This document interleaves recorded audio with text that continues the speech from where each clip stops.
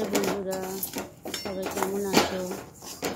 তোমাদেরকে আজকে ডালিয়ার উপমা করে দেখাবো। ডালিয়াটা প্রথমে ভালো করে ভেজে নিয়েছি শুকনো কড়াইয়ে। ভেজে নিয়ে কিছুক্ষণ ভাজতে হবে, 5-10 মিনিট ভাজলেই হয়ে যাবে। একটু লাল মতো হলে নামিয়ে নেব। নামিয়ে একটুখানি ভিজতে দেবো। একটু ভিজে, বেশিক্ষণ ভেজার দরকার নেই, সামান্য একটু ভিজলেই হবে, কারণ ডালিয়া খুব নরম হয়, ভিজে যায়। ভিজে গেছে, জলটা ড্রেন করে দিয়েছি। দেব গাজর, ক্যাপসিকাম, বিনস, কাঁচা লঙ্কা চেরা দুটো, কাজু, কিশমিশ, জিরে, আর ফোড়নের জন্য এলাচ, লবঙ্গ আর কারি পাতা আর ঘি। ঘি দিয়ে করলেও ভালো হবে, আবার সাদা তেল দিয়েও করা যাবে। আমি প্রথমে সাদা তেল দিয়ে সব সবজিগুলো ভেজে নেব। উপমা মানেই কারি পাতা ছাড়া উপমা হয় না। কারি পাতা দিলাম, জিরে ফোড়ন দিয়েছি, আর এলাচ আর লবঙ্গটা একটু থেতো করে দেব। সবজিগুলো দিয়ে একটু নাড়াচাড়া করব।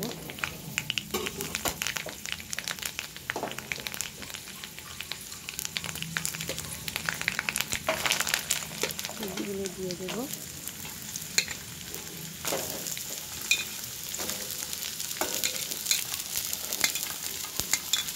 এখন আর ফুলকপি নেই, ফুলকপি বাজারে ভালো নেই, তো ফুলকপি দিলে ভালো লাগে। ফুলকপিও দিই আমি, তো ফুলকপি এখন পাওয়া যাচ্ছে না বলে আর দিইনি। নিয়ে সামান্য ঢাকা দিয়ে দেবো। বেশিক্ষণ টাইম লাগবে না, ভাজা হয়ে গেছে। তো কাজু কিশমিশটা একটু তেলে নিয়ে নেব সবজির সাথে। একটু নেড়ে ডালিয়া যেটা ভেজানো ছিল সেটা একটু জল ছিটে দেবো।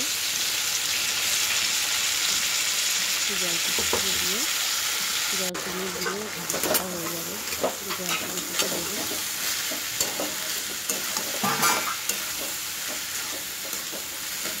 তারপরে বেশি জল আমি ব্যবহার করবো না, তিন মতো জল ব্যবহার করবো।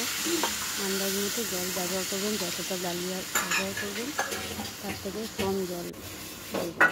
পরে যদি শক্ত থাকে চিপে দেখবেন, তাহলে জল দেওয়া হবে। আমার ওটা সিদ্ধ হয়ে গেছে।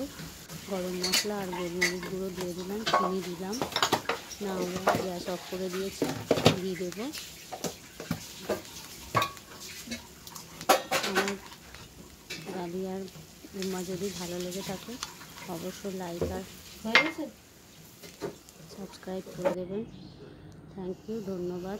আমার হয়ে গেছে ডালিয়ার উপমা রেডি। Tasty dahlia. বাই।